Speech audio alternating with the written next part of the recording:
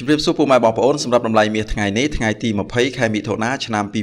2026សម្រាប់តម្លៃមាសដុំ1គីឡូទីផ្សារអន្តរជាតិថ្ងៃនេះមានតម្លៃ$4154ក្នុង1អោន$133,578ក្នុង1គីឡូក្រាម$5,049ក្នុង1តម្លឹង$504ក្នុង1ជីបាទនេះគឺជាតម្លៃមាសនៅលើទីផ្សារអន្តរជាតិសម្រាប់ថ្ងៃទី20ខែមិថុនាឆ្នាំ2026បាទអរគុណច្រើនចំពោះការទស្សនាវីដេអូមួយនេះជួបគ្នានៅវីដេអូក្រោយបន្តទៀត